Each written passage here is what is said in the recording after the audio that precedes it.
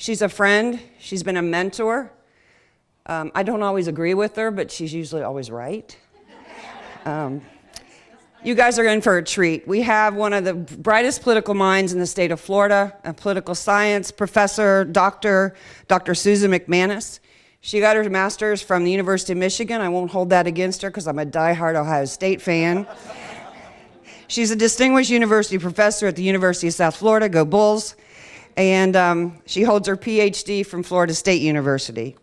She is the head of, go ahead.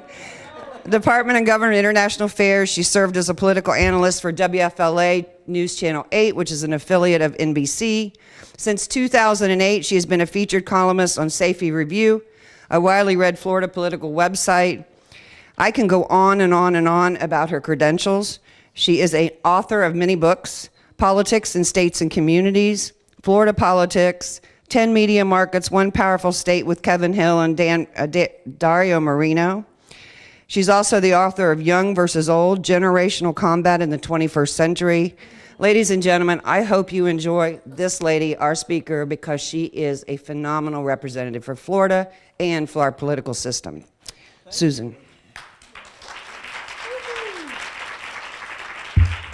Thank you so much. And one more Florida credential that you have to understand. My family raises oranges, so how Florida is that? But I am so really happy to be here today, and I really believe strongly in women in politics. I teach at the senior level at USF, a course in media and politics and a course in Florida politics. And just to set the table of the environment that we work in here in this area, you are in the largest media market in Florida. 25% of all the registered voters of Florida live right here in the 10-county media market served by the Tampa television stations. And we are evenly divided right now, 37% Republican registrants, 37% Democrats, and the rest independents. So I am delighted to be in a position. I sat in a really wonderful session on internship. I love to send my students out to intern in campaigns and for political parties and for advocacy groups and whatever. So I have, as I often say, the very best job for a political scientist. I'd hate to be a poli-sci professor in North Dakota. Sorry if anybody's from North Dakota, but it surely can't be as interesting as here. Well, that said, I thought what I'd do is to remind us of how far we really have come, and then I'm going to end the presentation by talking a little bit and hearing your ideas about why more women don't run for office. So let's get started here. A little far-sighted, but let's talk a little bit about women in voting. And of course, I don't see any of you in this picture here because this was the suffragettes who worked hard for all of us to be where we are. But it is true today that women make up majorities of the U.S. voting age population. In our lingo, we call it VAP, voting age population, and registered voters and actual voters. And significantly, and this is why women are the target of just about every race this year, because consistently now for some time, women have actually turned out to vote at higher rates than men. This gives us an idea of what we're talking about in terms of the proportion of Americans who are registered, and you'll see an average for the 2008 and 2012 presidential races, 71% in 08, 71.2 in 2012, but women make up a considerable higher portion of registered voters. Now, it's kind of interesting if you look at the bottom part here, this slide right here, you'll notice that the number of Americans eligible to vote is going down, and you might say, well, what is that? It's really not voter ID or any of those things. What is it? Anybody? Right, just increased less interest in politics, but it's also a portion of demographics because the younger population is getting larger than, and a lot of it is immigrant-based, particularly in states like Florida, and of course you have to get citizenship and so forth. So a lot of different reasons there, but you'll see the number of people who are registered. And obviously, you can't vote if you don't register. So increasingly, parties, interest groups, etc., have full-time people whose job it is to actually try and register people to vote. And with early voting, how many of you are in states with early voting? Raise your hands. Most of you. Everything has to start earlier than usual, than it used to. And it is really the case that everybody is after that younger woman demographic, because the gap between men and women registered voters is getting wider among college-age students because more women are actually going to college than men these days. So both parties, on our campus, we routinely have registration drives, student government, whatever. So some of you that really like to think about how to reach younger voters, college campuses, each campus pretty much has young Democrats, young Republicans, young Libertarians, young surfers, whatever you want. We actually have a surfer party in Florida, so I mentioned that. But increasingly, you're going to different kinds of venues. You may remember that the sort of prototype for this was set by the Obama campaign, where at events, campaign events, where he spoke, and also at concerts and major events, everybody would give their email and there would be follow-ups and all that, and registration, ties to registration sites, etc. So it's become outside just somebody walking into a voter registration office. I mean, this is combing the grassroots is the name of the game in registration these days. And of course, by mail, increasingly, parties are asking people to register. You get a mailer. These days, you almost have to make a mailer look like it's not a political piece of mail to grab people's attention, and so a lot of the targeting is based on demographics. I was just at a conference in Washington, a seminar put on by Campaigns and Elections magazine, and the degree to which you can micro-target a mailer is astounding. You can get 2 pieces of mail to 2 people in the house that have slightly different interests. Maybe one likes dog and one likes cats. I mean, that's how, I'm using that just as an example, how detailed we can get. So registration is really an ongoing thing, and you have to be really creative these days, because it is absolutely true that we are experiencing the lowest levels of trust in government that we have seen since modern polling. And it's true of all of our institutions. It's true of Congress, the presidency, the Supreme Court, and now you have to add to that the news media in this country. And so it's a tough world out there to get younger people interested in politics. Now, of course, registering is one thing, but turning out is another. And this is the case that women have actually exceeded men in turning out in every presidential election since 1964. But here you can see the registration, the turnout figures for men. The top line is women have outperformed men. I use the term outperform, please let's understand what we're talking about. We're talking about voting. I have to be careful, but anyway, so let's move along.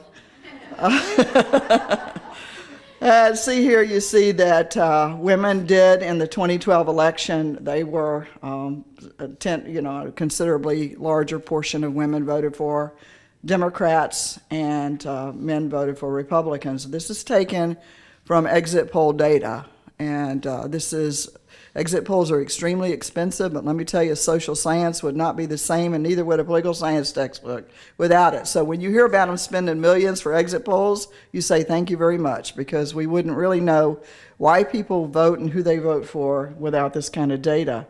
So let me just give you and all of this is online, all the networks have it, they all buy into it, but you'll see here that this figures right here show you the percentage of actual voters, not people who say they vote, because the census does one of those kinds of surveys after every election year asking people if they voted. Well, there's about a 10% inflation factor. People who thought they vote or said they voted because it was socially desirable to do so in an answer. But this is actual based on exit poll data.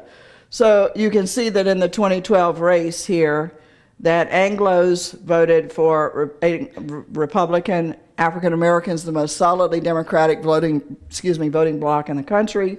Latinos, also solidly Democratic, and this is probably the biggest change has been in Asian. Asian vote for a long time was very, sort of swing vote back and forth, but it too is leaning more Democratic. But here's the key. So you see here that African Americans made up 13% of all the voters in the 2012 race. Latinos 10%, and Asian Americans 3%. But this is the story that I think is not told enough unless you really follow women in politics. And there are a couple statistics here that I know have not gotten a lot of attention, because when I talk about them, people seem like, well, this is something I never heard of. And the really big one is this one right here, this combination. Because the last couple of election cycles have been the first time in American history that Latinas have outnumbered Latinos at the polls. And it's true that women or Latinas are also getting into politics. It has always been true that female African Americans have gotten into politics at a much higher rate sometime than men. But you see, particularly you'll see that a lot of that in women in Congress, African American women in Congress. But anyway, that's significant, and you'll see here that in every single racial group, again, the women were a larger share of the electorate than men. So guess what? You are a target this season, as if you didn't already know, but very interesting. And if you'll see how women themselves, the other statistics I gave you were aggregates of all voters, you see that white women leaned Republican, black women heavily, African Americans heavily Democratic, and Latina women also.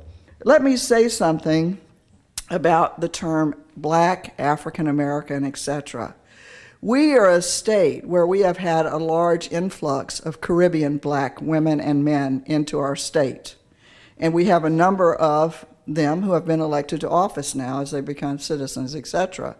In South Florida, it's been interesting because the Caribbean blacks do not like to use the term African American. And so they have even asked papers in that area not to use that terminology to describe them. So it's interesting that as the black community becomes more diverse, the term African American is becoming a little bit less acceptable depending upon what part of the country that you're from. And of course, Florida being a microcosm of the country and its racial and ethnic makeup, we have seen some of those kinds of things earlier here than in other states, which I'm sure at some point you will observe. But really interesting is that marital status right now is the biggest dividing line between women voters. Married women vote very differently than unmarried females. And as I say in the slide here, married women are more likely to register and vote than are unmarried women.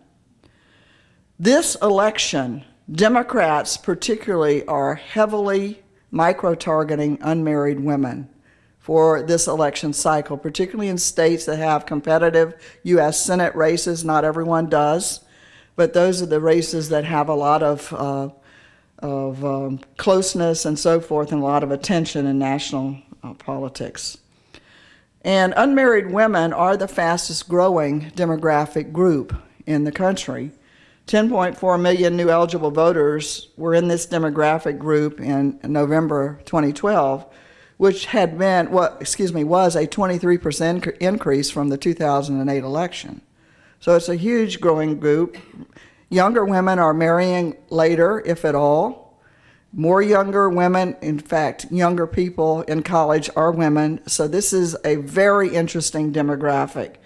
A little bit of a backdrop. Florida was the closest race in the country in 2012. 0.9% was all that distinguished between President Obama and Governor Romney. 0.9%. By a lot of our analyses, many of us have concluded it was exactly this unmarried, young, female college demographic group that ultimately pulled President Obama across the finish line in this state. So both parties are actively aware of this and know that this is a huge demographic group. And again, it tracks back all the way and most explicitly to college. Undergrad these days, a majority of undergraduates in almost every college are women. A sea change in just a few years. So, what are the groups, and I've sort of given you a little bit of a hint on this one, the groups, the issues that tend to motivate this young, unmarried female demographic at the top of the list is reproductive rights issues. And of course, economic issues, healthcare, gun control, equal pay, minimum wage, and healthcare are all big issues as well. And so you'll see, again, a lot of advocacy groups. I know some of you were talking about internships and so forth. A lot of advocacy groups really head towards college campuses these days to get volunteers, and female volunteers, because they realize that these interests dovetail with some of their group activities. To move now to women in office, this was last year's numbers. If you don't know this source, one of the very best sources about data on women in politics is from the Rutgers University Center for the American Woman in Politics. It is the best repository of data on women at all levels of office that we have. And the women that are the political scientists here, every election year put out a book on gender and politics. And I've been a contributor as to the turnout and registration. My chapter has been in their book for 3 or 4 years now, but it's something, if you're interested in, that covers all facets of women in politics. But what you see here is the percentage: 20% U.S. senators, the House is 18 if you round up, governors 10, statewide elected officials 22, state legislators 24, mayors of the 100 largest cities 12. So these numbers don't sound really cool to most of you in here. They sound depressing. And what we want to do is we want to talk about, as we get towards the end of the presentation, some of the reasons why these numbers are what they are, because if you know what they are and you start thinking about why, then you can have policies and things that change the trajectory of the statistics. But it's also important as we go through here, women do not vote as a block. The worst assumption you can make is that gender by itself is a good predictor of vote. Yes, we saw some percentage differences in the outcomes, but it's a saying in Florida, for example, that if Republicans can split the women's vote and the independent vote, they can win statewide elections. And I think that there's probably no better statistic to show you that women are split on something so critically female-oriented as abortion. But this was a national poll by Gallup that was just done a few months ago. And in certain states, you'll have even different statistics. So all I'm giving you today is aggregates. You will know the specifics in your own state, I'm sure. But this is probably the most depressing slide ever. 294 women in history have served in the U.S. Congress, which amounts to a big whopping 2%. But things are getting better. So we'll take a look at some of the historical elements here and the time frames in which they occurred. But you'll see here that Jeanette Rankin, the Republican from Montana, was the first woman elected to the House in 1917. And Nancy Pelosi, of course, the first speaker. Elizabeth Holtzman, youngest woman ever to serve, 31. That doesn't sound too young to me, but I guess it is. To me, I teach college students, 18 sounds young, but 4 states. I hope no one in here is from these states. I am so sorry. All right, let's fess up. Those who live in a state that have never had a woman in Congress, raise your hand. Which state? Which state? Mississippi? Iowa? Delaware? Vermont? Uh-oh. You got to work on these women. That's right. Not your fault, I know. The current makeup of women in the U.S. House, 79 women from 31 different states, and 18% of all members of Congress right now. The breakdown: 60 Democrats, 19 Republicans, and then 3 Democrats who are delegates from our island territories, etc. And if you look at the Senate, 44 women have served in the Senate, 29 Democrats, 15 Republicans, a little bit closer in terms of difference between the parties. California was the first state to have 2 women senators at the same time. All right, we got some good ones here. 4 states represented by 2 women senators. Who's from those states? State? California.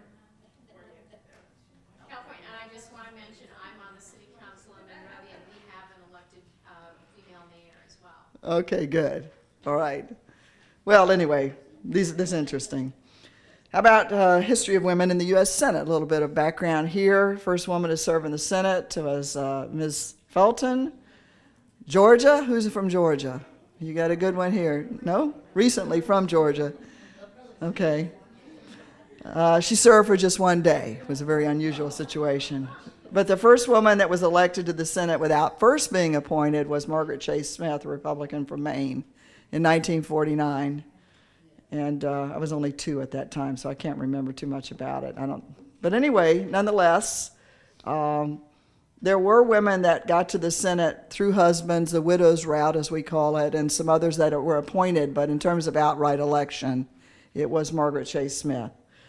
So today we have 20 women in the Senate, and obviously, even if you're math challenged with 100 people in the Senate, you have to know we have 20% women in the Senate, 16 Democrats, 4 Republicans. A number of the women in the Senate are among those with the toughest Senate races this fall. And in particular, 2 races that are getting a lot of attention, Kay Hagan from North Carolina and the senator from Louisiana, Mary Landrieu. So they got tough races, actually. Women of color, I want to look at this because women have actually brought more diversity into bodies quicker than men. And you'll see here in the 113th Congress, 30 women are of color, but it's only 5% of the total 535 members of Congress. 14 African Americans, 6 Asian Pacific Islanders, and 9 Latinas. You can see the party breakdown there. So looking a little bit more specifically at women of color in the U.S. House, to date, a total of 49 women of color have served, and you see by far the overwhelming presence of African Americans in the U.S. House. And then you, of course, now have Asian Americans and 1 Latina. I'm currently working on a book called Minority Trailblazers in Florida, and I'm interviewing all these path breakers, and it's very, very, very interesting because in interviewing the women of color, I've asked them the question, was it race or gender that was the bigger barrier to you getting elected? And it's really been interesting, but most of the time, it's a little bit of, it's pretty mixed. So you can't, I guess you can't say most of the time. But among the older African Americans, it was race. Among the younger ones, believe it or not, they tend to say their gender. But that's just a little bit of anecdotes that I thought you might be interested in. Women of color, Carol Mosley Braun from Illinois was the first African American and only one to serve in the U.S. Senate. And currently you have from Hawaii. Who's from Hawaii? There you go. Okay.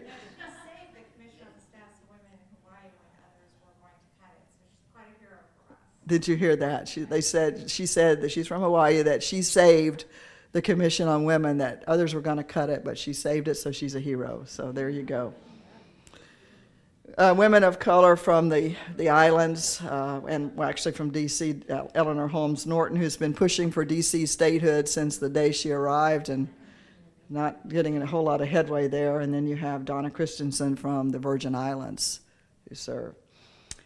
And of course, leadership is not just elective, but you have cabinet, women in presidential cabinets. 47 women have held 53 cabinet posts. 6 women currently serve in the Obama administration in cabinet or cabinet level positions. 30 have been appointed by Democratic presidents, 17 by Republican, and overall 10 different presidents have appointed women to their cabinets, 4 Democrats and 6 Republicans. And here are the positions and the numbers of cabinet level posts that have been filled by women. So you see Secretary of Labor 7, HHS 5, EPA 4, and then you get some of the business things 3, and then you get education, so forth, and the positions that bother me. You've not seen women in a cabinet position in defense, treasury, or veterans affairs, in spite of the fact that women control most of the purse strings in households across America. I'm sure if I asked how many of you control the purse strings in your household, most hands would go up, but I won't embarrass those who don't say that, so we'll move along. When we get to the court, we have the most women on the Supreme Court we've ever had. You see that reflected in some of the rulings of late, particularly the reproductive rights issues. And of course, Ginsburg was there first, and Sotomayor and Elena Kagan. It's quite a diverse group. As a political scientist, I've had many wonderful opportunities, but one of my favorites was I was actually in the Supreme Court the day that Ginsburg took the oath. And I was there because I was an expert witness in some cases from Florida that were being heard on the bench. So it's always a wonderful thing. And then, of course, the first woman from Arizona, who's from Arizona here? There you go. Was Sandra Day O'Connor, who's one of the things I like about her at the moment. She's extremely outspoken and really trying to increase people's interest in teaching civics at a younger age in the K through 12 range, and I am definitely in favor of that. And how many judges or lawyers do we have in the room? Okay, here you go. Here are the court stats on the state courts. The great website, the National Association of Women Judges, keeps this kind of information up to date.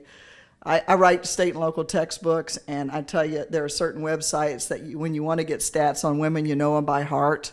And they're such a blessing and such a good teaching mechanism. But you see the different kinds of court levels. But overall, women make up right now in the states 29% of the judges.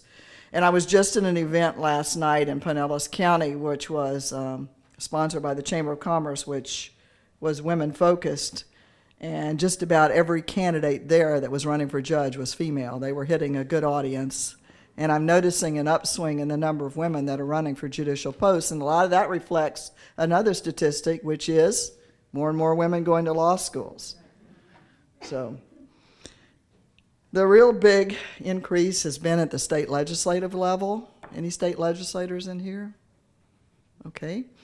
Well, you can see since 1971, just how many women have gotten elected to the state houses and state senates across the country. Is really leaps and bounds. And I think this is a really interesting slide because a lot of people think that when women run, they lose at a different rate than men and so forth, which is absolutely not true. So the way to look at this slide, the difference between the blue line is the candidates and the red line, the ones who won or were holdovers. So you see that a high proportion of women who seek elective office at the state legislative level do end up winning. But what is troubling to a lot of people is the flatness of this. And the fact that it seems like we've reached somewhat of a plateau in the number of women running for the state legislature. And there's a very interesting reason why. And that is that a lot of women are now turning, and particularly in states with term limits, which Florida is one of them, and a number of your states are as well. But women are choosing instead to run for positions like mayors and county commissions and supervisor of elections and tax collectors and clerks in the court and all those, because there aren't term limits on those, and the salaries are in our state about 10 times higher than what they are for the legislature. So the old notion that there's a straight line pipeline from local up to state positions and on up to Congress and so forth has suddenly been plugged at the local level a little bit because of the greater opportunities, and women don't have to move their families, and they can do both. And the bottom line is, if you're a woman mayor in a big city or even a small one, you're more known and can have more influence than if you're a member of Congress. And in the eyes of some women, they're that's what they enjoy, is being able to see a higher percentage of what they're doing get enacted. The other trend that we don't have a slide on is that the percentage of races that have two women or more competing against each other is also on the upswing. And that is one of the fastest growing statistics in politics, is races with multiple women candidates running. So this is the breakdown. As I said, 24%, about 1/4 of all of our state legislators are women, and you see the breakdown there. And of course, it varies from state to state. These are just national aggregates. The states with the highest percentage of women and some of you are from states represented here. And you'll see the ones with the lowest percentage of women tend to be southern states and a few western states. So, in terms of Senate versus House for the legislature, you see here the number of women in state senates. The statistics from a partisan perspective break down pretty much the same. And if you look at the state house or state assembly, as some places call it, similar things. So Democrats have been much more successful, or at the moment, in terms of electing Democrats more successful electing women than Republicans. In terms of women of color in state legislatures, about 5% of state legislators, and you see 375 overall, and this would be all 50 states, 95 senators, 280 representatives, 347 Democrats, 27 Republicans in terms of women of color. Leadership posts at the state level, 10%, not 10%. 10 women have been Senate President or Senate Pro Tem in their state houses, and 6 women have been speakers of their state house. Moving now to governors, some interesting mix here. This is states that have ever elected a woman governor. And you see here the really dark blue 3 states, Arizona, New Hampshire, and Connecticut, have elected 3 women governors in their histories, followed by 2 would be Washington State, Kansas, Texas, and then 1, and you see some with some of the biggest states, the gray would be nothing. And some of our largest states have not yet elected a woman governor. Currently, 5 women governors, 4 Republicans and 1 Democrat, and you have 1 Asian American, and Nikki Haley, who's a Republican from South Carolina. She's up for re-election this fall, and she's ahead in the polls right now. And then you have Susana Martinez, Hispanic, from New Mexico. She is rumored to be a potential presidential or vice presidential candidate for Republicans in 2016. So everyone's keeping their eyes on her. And Mary Fallon from Oklahoma, and then you have Maggie Hassan from New Hampshire, who has almost an all-women everything, and Jan Brewer, Republican from Arizona. And I don't know if she's running this time. I can't remember or not. Is she? No. That's what I thought, so yeah. Now, and if you move to state elective offices, this would be attorneys general, secretaries of states, all that kind of thing. You see here again that the trend line is really not what one would hope for, because you see them starting to go down, the number of women seeking these other state elective offices. And sadly, no one in the political science academic ranks has really done a look at why we're starting to see that drop. We know why there's been a drop in state legislators, the local official thing, and I suppose that possibly could affect this as well. But let me back up one step. It's really interesting in state legislatures. I didn't mention this. Today, younger people wanting to get in politics, it used to be the advice was, okay, serve on a city council, run for the school board, this or that. No, today, most of the younger people who are entering with an ambitious attitude towards being in politics their lifetime start with the state legislature. And a lot of the success in people winning state legislative posts, these younger people, is because they have been a legislative assistant to a legislator. And that's why it's important that women be that's a very bad word. Women be pushed into and help to get legislative LA positions, because we do know that route is aided, more women in legislatures aided by that. But anyway, moving on here, you can see lieutenant governors, pretty much parity between the parties in terms of lieutenant governor positions. Some states, however, elect their lieutenant governors separately. Others have it as part of their gubernatorial ticket. 8 AGs, 11 secretaries of state, 7 treasurers or chief financial officers, auditors, controllers, and then you kind of start moving down the list here.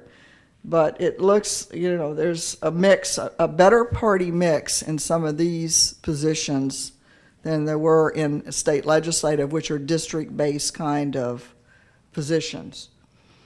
Women of color in statewide executive offices, about 10% of all women in these positions are women of color, and you can see where they are and how many there are. Latinas have been pretty successful in this front, more than some of the others.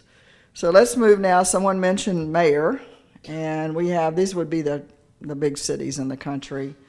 18% are women, and the woman on the far left also made, far top left also made extreme historical first. Does anybody know who it is and what was her first? I'll give you a hint. She's the mayor of Houston. Anise Parker, the first openly gay woman mayor in the country of a big city. And she just got reelected overwhelmingly. So we're seeing a lot of women in mayorships. And again, it's an attractive position because a lot of mayoral positions don't have term limits. Salary's a bit better, can stay at home. And also, all of you reflected when I was at the luncheon today after getting here after 2 wrecks on I-75 coming down here.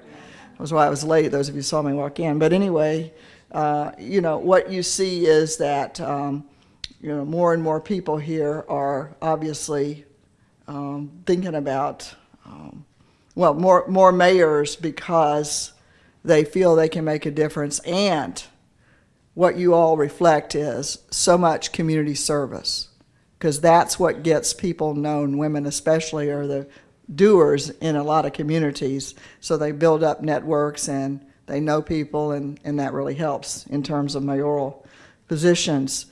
Many, many women, this is kind of the old school idea about how to move up the pipeline in politics, was for women to serve on school boards. And my student who's helping me do research found this picture of this woman running for the school board, 1899. And anyway, but 44% of all school board members today are women. And of course the reason is children. And there's a lot of backlash in certain communities where men want to come on with strong ideological positions about women's issues that are alienating and get women, riled up and ready to run. And so you see a lot of the motivations for running for a school board are not, are somewhat personal, but it's also people that have children in school. And so the final part of my presentation here is going to focus a little bit on what are the barriers to women running for office and winning, and also what difference does it make if a woman's elected. So along that line, I love this. A new book just out if you haven't seen it. Girls Just Want to Not Run. And it's, one of the saddest kind of things that I see. And I'm hopeful that with more attention to mentoring and so forth of younger women, that we can change attitudes along this line. But why don't women run for office? You'll see here, the really interesting one to me is women, more than men, when asked why they don't run, think they don't know enough to run. Now, when has that stopped a man from running, may I ask you?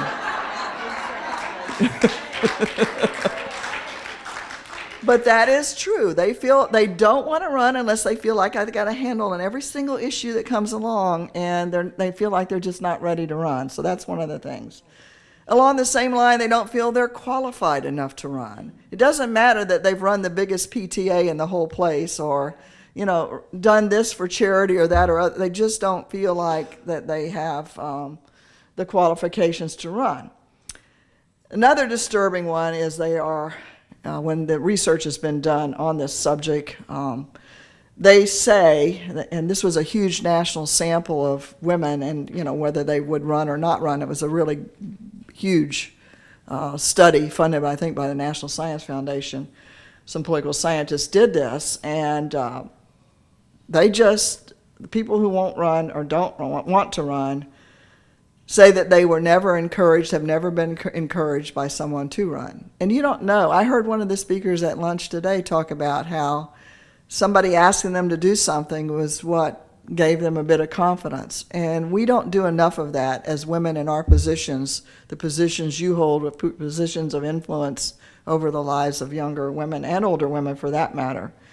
And of course, the number one, difficulty of work balance with family demands. That's always a deterrent. And that is particularly now on the upswing because of the increase in the number of single women-headed households. So that's a double whammy on that one. The lack of party support. I have been very intrigued in my own research that I was talking about earlier about the number of women who've actually been trailblazers and won, and will acknowledge that the parties, the political parties themselves, weren't welcoming. Hasn't changed, someone said here. But anyway, that is really interesting. And then, of course, sadly, a new poll out, the book that I just showed you the cover of, shows that younger women say they don't want to be leaders. And the problem is they're thinking about the attacks that leaders get. And they don't want it. They're young enough, they said, that's not the kind of life I want. And younger women also say they just don't have the mentors that they need. And I love the comment, what was the one this morning at the luncheon? If you're not a mentor, if you can't find a mentor, be one. I thought that was really wonderful advice. And all of us, you don't know when you're going to touch the life of of course, being a teacher, I'm really aware of that. In fact, the other day I was having one of those kind of days, you've all had them. And I get a call at 5 o'clock in the afternoon, and it's a student I taught at least 20 years ago. I haven't heard from him. It was a male, but I get the same kind of calls from women. Thanking me for something because he's now an attorney and he was involved in a case that involved some of the discussion points that we had in an intro state and local politics class. So I think that you don't need to think that mentorship is only going to pay off in the immediacy. And you'll see it come back over and over, and it keeps all of us going that have experienced the joy of mentoring. Fundraising, another thing women don't like, even though they're okay with asking for charity and whatever else. And this is an age thing. Younger women have a little bit less difficulty asking, but they don't have the funding networks that older women do. A certain cadre of older women still have the notion that asking people for money is impolite, or that they were taught when they were younger, you don't talk about politics or religion with people outside of your own home. There's still that's dissipating, thankfully, but you still have some of that going on. The next one is one that showed up in the research of the political scientists I mentioned earlier. People see the election system itself biased against women. And some would point to parties, for example, or candidates not wanting to debate women opponents, or that the way that the ballot is listed or whatever, inability to certain things about nicknames and whatever. Certain states allow somebody to put, Stan, Bubba, whatever, running for office, but what do women put as a nickname? But yet that's sort of, it seems inconsequential, but some of those really minutia type election system things of how you get on ballots and whatever do affect some women's attitudes about. But I want to end with, I think, where we are in 2014 and where we're going to be in 2016. Women are alienated by the tone and style of campaigns these days, and I'm speaking specifically of political ads on television. They are very alienated by it, and because they are what they are, if you're a young person or a woman that's been asked to run and you see these ads over and over and you think, do I want my children to have to be subjected to my face and my, this kind of commentary? And it is absolutely true. I was with, again, this event yesterday. A woman judicial candidate said that, it was a state rep. The state rep said that she in her last campaign had to be dragged to the door and just pulled over the threshold to run a negative ad. It just absolutely made her sad to have to run a negative ad. And then the last one, overemphasis on looks. And the appearance and the verbiage that's used when women run by the news media, and the innuendos that occur in mailers.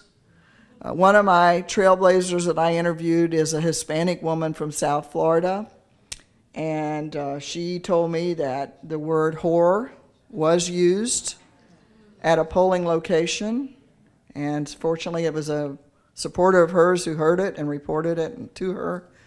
But those kind of things still exist, sadly. But here's the trouble point. This is this ambition study that I was mentioning.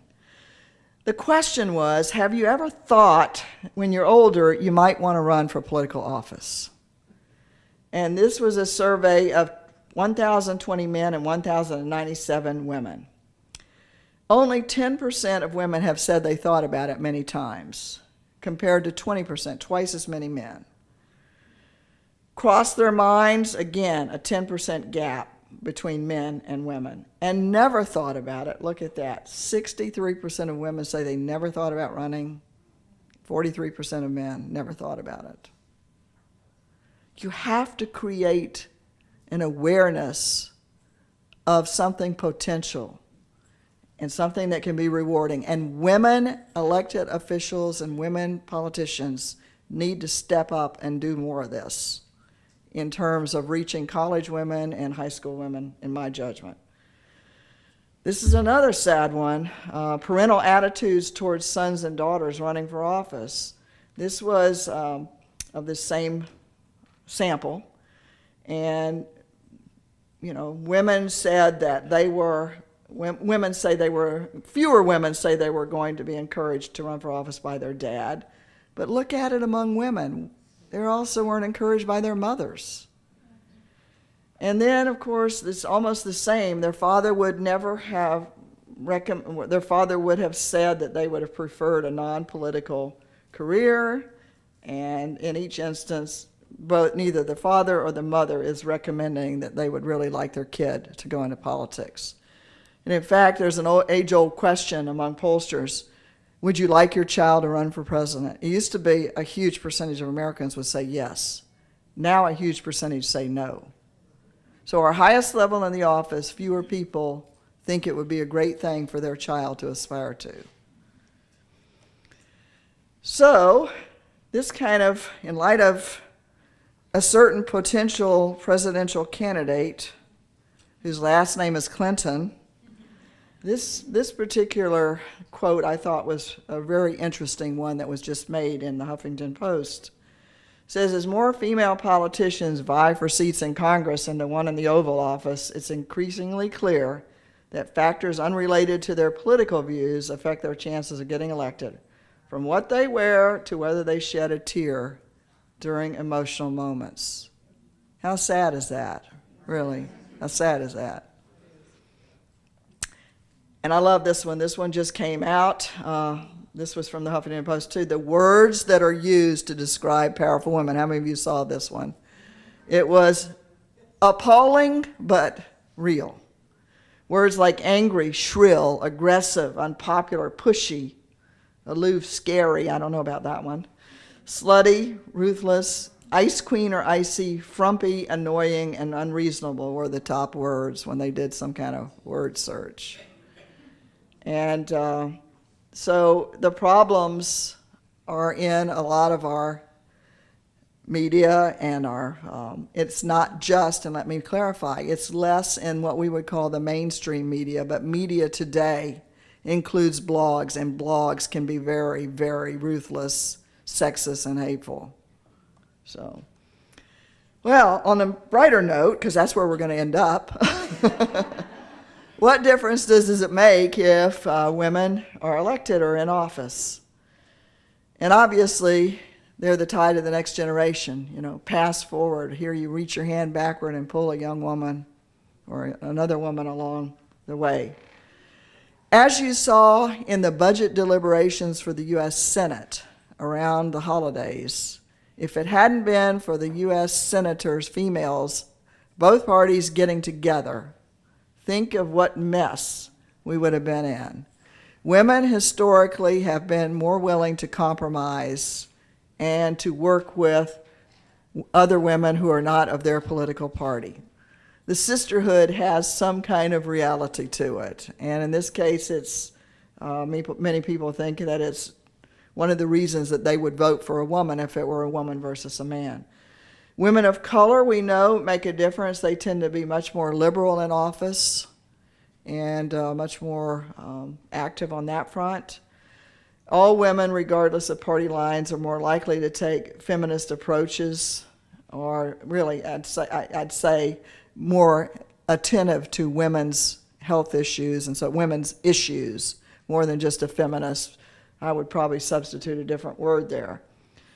And I really like the senator from New York's statement here. It's not necessarily the case that women's voices are, and I agree with this, women's voices aren't better than men's, they're just different.